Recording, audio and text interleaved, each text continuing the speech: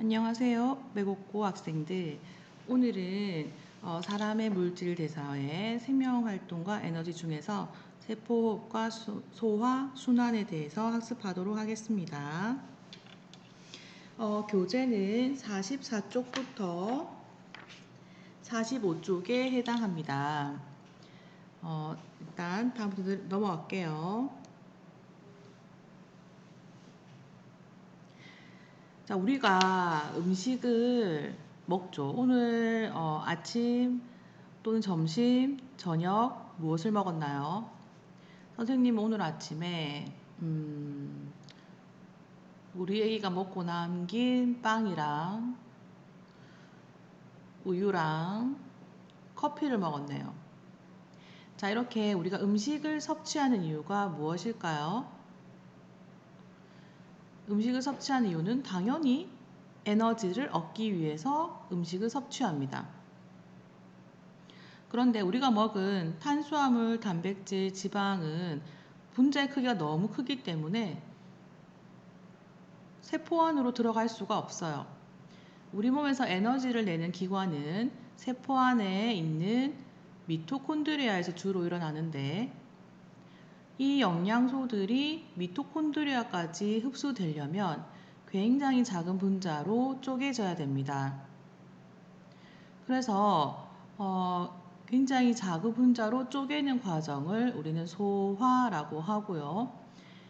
이 소화에 관련된 기관계들을 우리는 소화계라고 부릅니다. 그래서 여기 첫 번째 갈로에는 사람의 소화계에 대한 설명입니다. 자, 사람의 소화계는 입, 식도, 위, 소장, 대장으로 이루어지는 소화관과 침샘, 위샘, 간, 쓸개, 이자 등 소화액을 분비하는 소화샘으로 이루어져 있다 라고 되어 있습니다. 자, 그러면 커다란 분자를 쪼개는 과정을 소화라고 했는데 소화의 종류를 크게 두 가지로 나눌 수가 있어요. 첫 번째는 기계적 소화.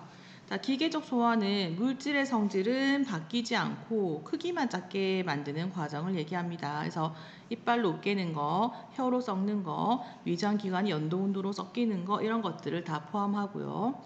다음 두 번째, 소화 효소의 작용으로 고분자 물질이 저분자 물질로 분해되는 과정을 우리는 화학적 소화라고 합니다. 소화 효소의 작용을 받아서 완전히 분리가 되는 것으로서 성질이 바뀌죠.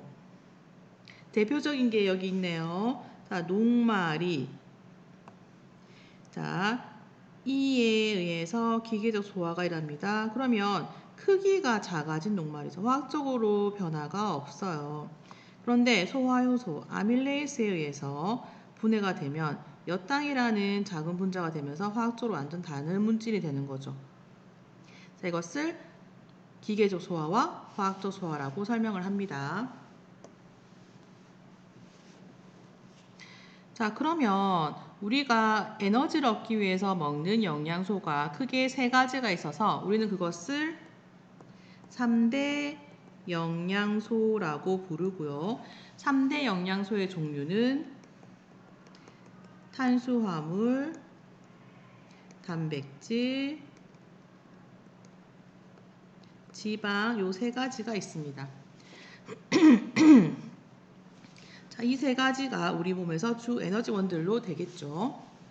옆에 그림을 보게 되면 일단 여기는 사람의 소화계를 알려주네요. 입, 식도, 간, 위, 이자, 소장, 대장 이런 그림들이 있고요. 여기서 보면은 이 세 가지가 바로 우리가 섭취한 영양소들입니다. 첫 번째 섭취한 영양소는 탄수화물, 그 중에 녹말이에요. 녹말. 자, 녹말은 입에서 침 속에 들어있는 아밀레이스라는 소화효소에 의해서 일단 1차적으로 화학적 소화가 일어나고요. 그 다음 쭉 내려와서 소장에서 이자액에 들어있는 아밀레이스에서 또 한 번 소화가 일어납니다. 그래서 다 두 개씩 붙어 있는 거 보이죠? 이것을 엿당이라고 합니다. 자, 이 엿당은 아직 분자의 크기가 크기 때문에 세포 안으로 들어갈 수가 없거든요. 자, 한 번 더 소화를 시키는데 소장의 소화효소 중에서 말테이스라는 소화효소가 작용하게 되면 엿당은 포도당이라는 아주 작은 세포막을 통과할 수 있는 크기의 단위로 쪼개지게 됩니다.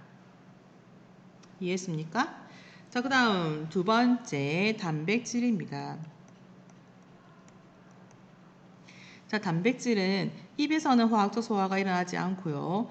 위에 오게 되면 펩신이라는 소화효소에 의해서 폴리펩타이드로 분해가 돼요. 그래서 단백질은 3차원 입체 구조를 가진 덩어리였는데 펩신에 의해서 흐물흐물하게 풀어집니다. 그리고 이제 내려와서 이자액에 있는 트립시라는 소화효소에 의해서 2개, 3개가 붙어 있죠. 아미노산이. 그래서 디펩타이드 또는 트리펩타이드라고 부르는 작은 단위로 쪼개집니다. 그런데 디펩타이드나 스리펩타이드도 역시 세포막을 통과할 수 없거든요. 분자의 크기가 커서. 그래서 마지막에 소장에 들어있는 펩티데이즈에 의해서 펩타이드 결합이 끊어지게 되면 아미노산으로 가장 작은 단위인 아미노산으로 분해가 됩니다. 아미노산이 되면 세포막을 통과할 수가 있게 되거든요. 그 다음 마지막 지방입니다. 자, 지방은 입이나 위에서 소화효소가 분비되지 않기 때문에 그대로 쭉 내려와서 소장에 오게 되면 이자액에 들어있는 라이페이스라는 소화효소에 의해서 분해가 되는데요. 단위가 지방산과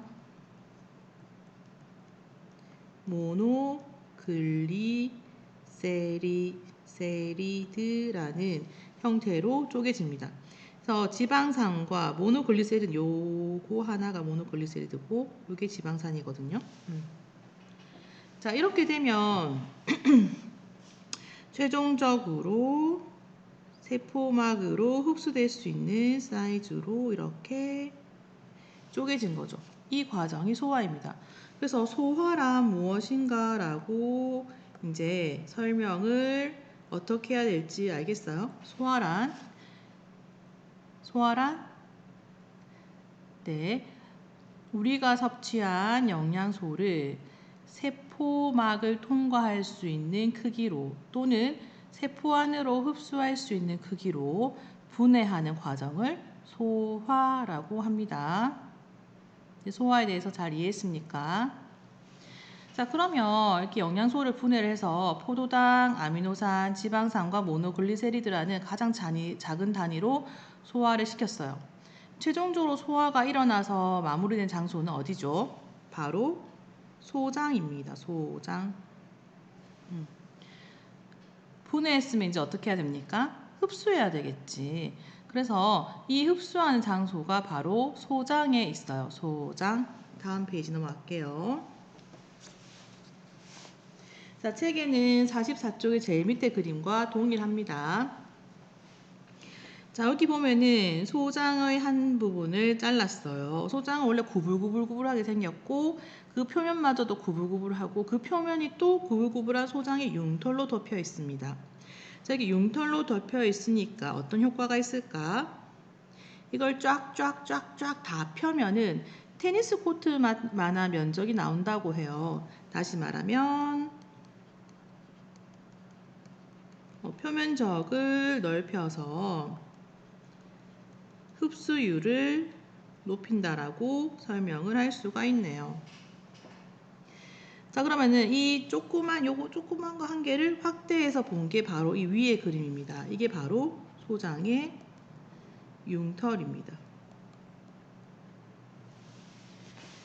자, 소장의 융털을 단면을 살펴보면 여기 노란 관과 푸른색과 붉은색으로 되어 있는 관으로 촘촘하게 엮여 있지요. 그렇죠?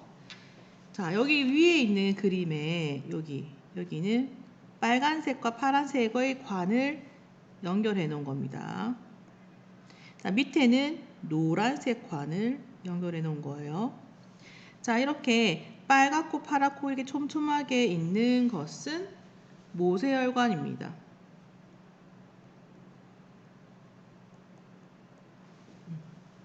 다음, 중간에 노랗게 관이 세워져 있는 이것은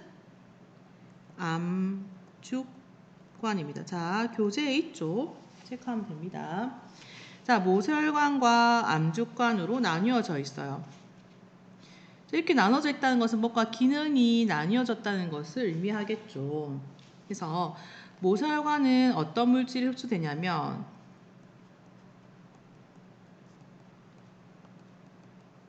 수용성 물질이 흡수되는 곳이고요. 암죽관은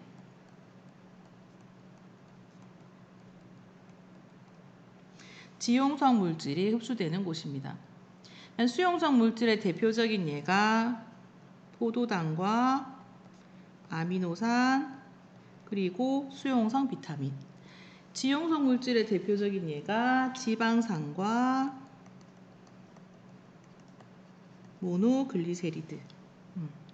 그래서 이렇게 나뉘어서 흡수가 됩니다. 그럼 나뉘어서 흡수가 된다는 것은 나뉘어서 이동을 하겠죠. 자, 그럼 아까 우리가 에너지를 얻기 위해서 영양소를 섭취를 하고 에너지를 얻기 위해서는 세포 안으로 들어가야 되니까 가장 작은 단위로 분해를 시켰고 그래서 소장의 융터를 통해서 흡수를 했습니다. 수용성 물질은 모세혈관으로, 지용성 물질은 암죽관으로.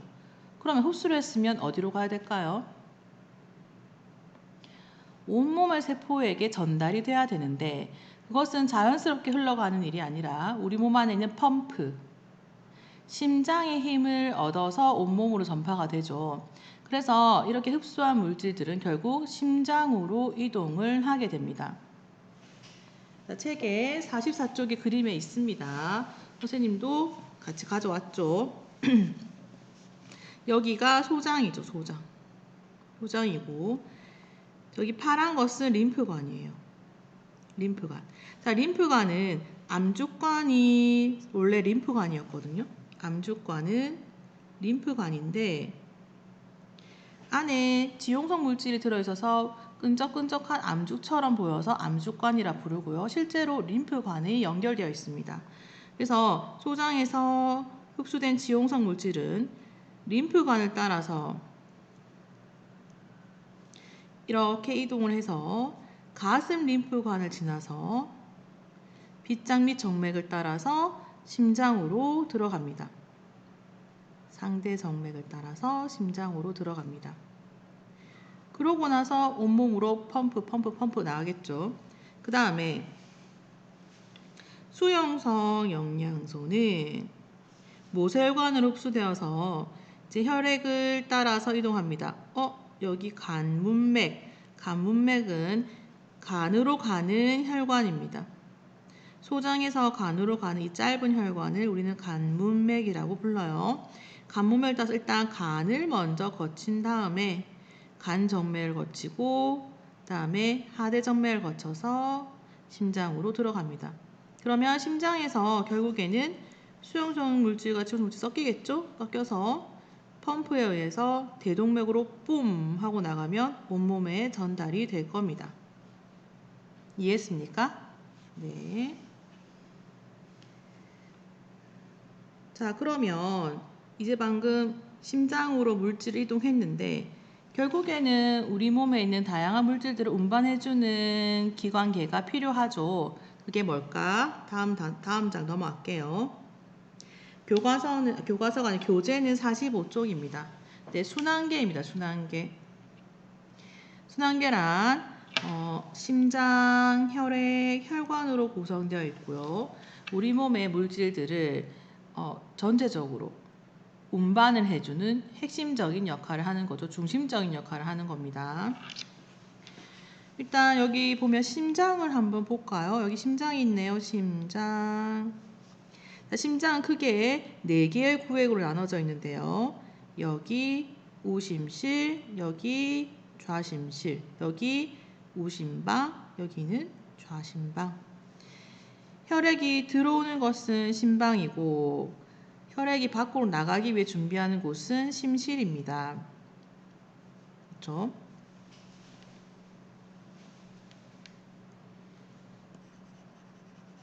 자, 그러면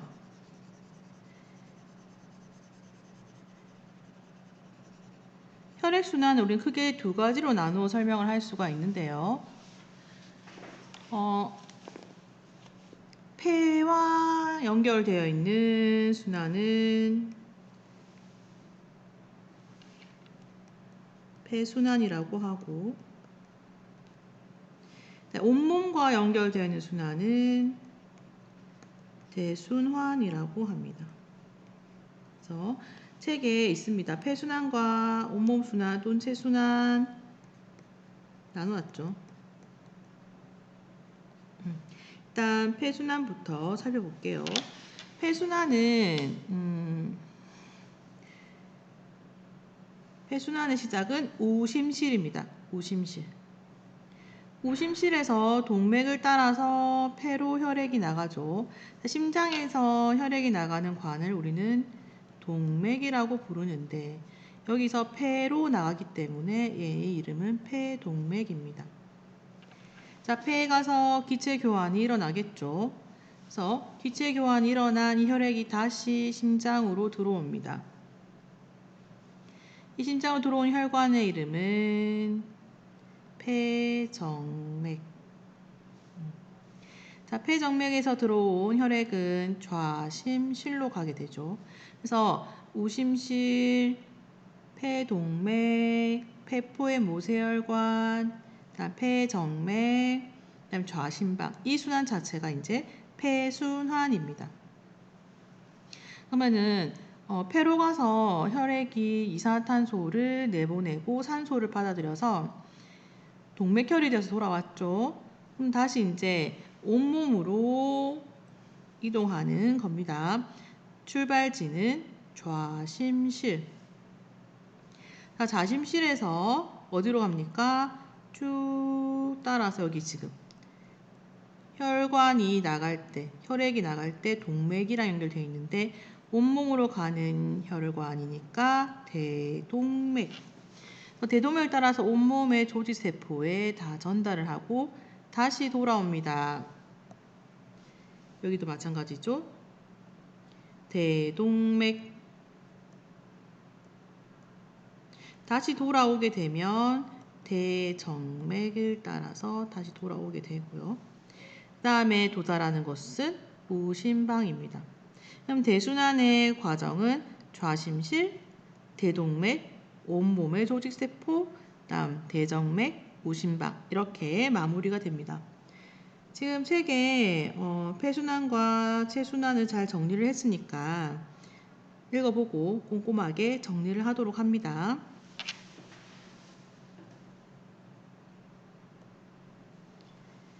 자, 우리가 아까 순환계 하면서 폐순환을 했잖아요.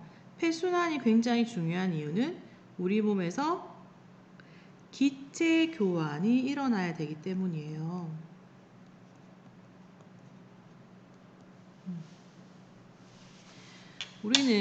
우리가 세포 호흡을 해서 만들어진 노폐물인 이산화탄소를 배출을 해야 되고요. 그 다음에 세포 호흡에 꼭 필요한 산소를 흡수를 해야 됩니다. 그렇죠?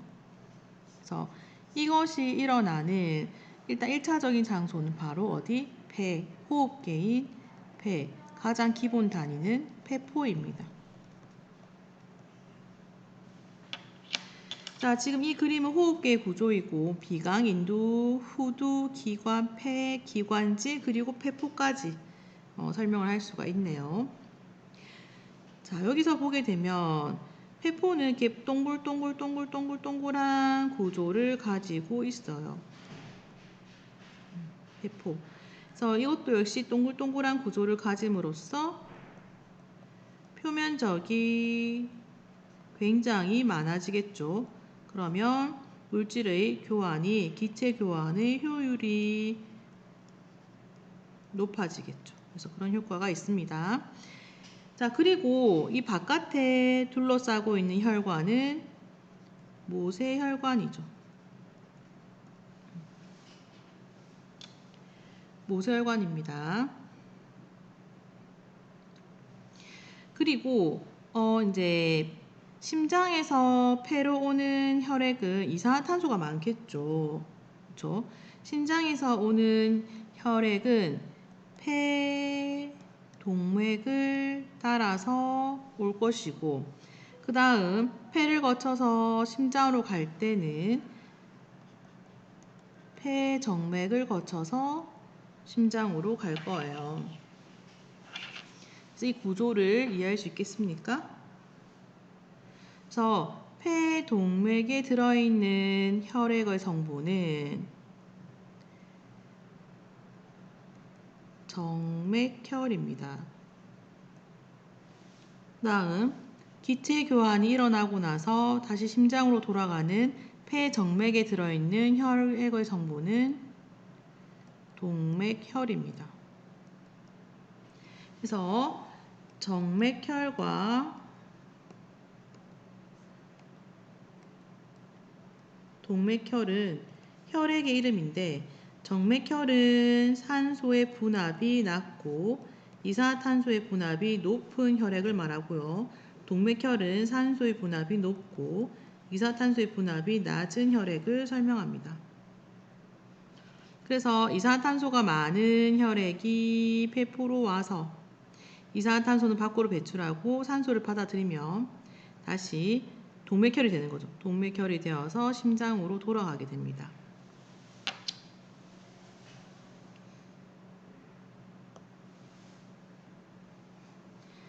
자, 그러면 일단 기체가 교환이 일어나야 되는데 그 기체 교환의 원리가 무엇일까? 원리는 ATP 소모가 없습니다. 자연적인 현상이죠. 분압차에 의한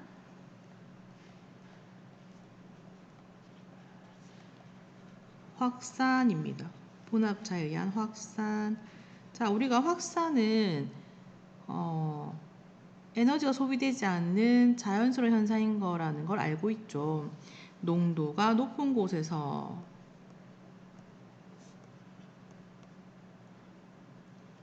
농도가 낮은 곳으로 물질이 이동하는 현상을 우리는 확산이라고 부르죠.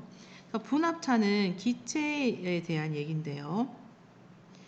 분압이 높다라는 것은 이 한 공간을 차지하는 부분 압력이 높다라는 거고, 기체는 부피가 많으면 압력이 높죠. 그래서 분압차에 의한 확산은 다른 말로 하면 농도차에 의한 확산이라고 설명을 해도 됩니다. 자, 그러면 기체의 분압차를 보자. 여기서 이쪽에 이제 폐포 쪽을 먼저 살펴보도록 하겠습니다. 혈액순환은 화살표를 꼭 잘 기억하세요. 시험 문제에는 이 화살표가 거꾸로 그려져 있을 수도 있습니다. 자, 정맥혈이 도달합니다. 여기서 있는 혈액의 상태는 이산화탄소가 높고 이산화탄소 분압이 높고 산소의 분압이 낮은 상태예요. 근데 폐포 안은 대기와 연결되어 있거든요. 대기. 그래서 대기와 연결되어 있기 때문에 폐포 안은 이산화탄소의 분압이 낮고 산소의 분압이 높은 상황입니다. 그럼 어떤 일이 벌어집니까? 분압차에 의한 확산으로 이산화탄소는 폐포 안으로 이동하고 산소는 모세혈관 쪽으로 이동을 하겠죠. 그렇죠? 분압차에 의한 확산으로. 그래서 점점 이동을 할수록 기체의 조성이 바뀌면서 여기 도달하게 되면 동맥혈이 됩니다. 동맥혈. 자, 그래서 이 중심엔 어디 뭐겠습니까? 심장이겠죠? 심장을 거쳐 다시 온몸으로 이동합니다. 그럼 여기 오게 되면 동맥혈이 왔죠? 그래서 동맥혈의 성분은 이산화탄소 분압은 낮고 산소 분압은 높은 상황이에요. 근데 여기는 조직세포는 물질 대사를 활발하게 하잖아요. 물질 대사를 활발하게 하면 노폐물인 이산화탄소가 많이 만들어지고 산소는 소비되어서 고갈될 것이고, 그러면 지금 분압차가 생기는 거죠. 그래서 모세혈관 안에 있는 산소는 조직세포로 이동하고 조직세포에 있던 이산화탄소는 모세혈관 쪽으로 이동합니다. 역시 분압차에 의한 확산이죠. 그러면 여기에 도달하게 되면 이쯤 되면 다시 정맥혈이 되어서 심장으로 갔다가 다시 폐로 이동해서 기체 교환을 해서 이 순환을 계속 반복하는 거죠. 여기서 중요한 것은 기체 교환의 원리가 뭐다? ATP 소모가 없는 분압차에 의한 확산이라는 것이 중요하고요. 그 다음에 폐포와 모세혈관 사이에서 무슨 일이 벌어지는지, 조직세포와 모세혈관 사이에 무슨 일이 벌어지는지 그것을 잘 설명할 수 있어야 됩니다. 결국에는 세포막을 경계로 했을 때 분압차에 의해서 기체가 이동한다. 그래서 기체 교환이 일어난다. 라고 설명할 수 있으면 됩니다. 자, 오늘까지 해서 세포호흡과 소화, 순환, 호흡에 대해서 마무리를 했고요. 여러분들은 뒷페이지에 관련 있는 문제를 풀어서 학습을 마무리하도록 합니다. 그래서 55쪽까지 문제를 다 풀면 되겠네요. 수고하셨습니다. 다음 시간에는 노폐물의 배설과 기관계의 통합적 작용에 대해서 학습하도록 하겠습니다. 수고하셨습니다. 다음 시간에 봅시다.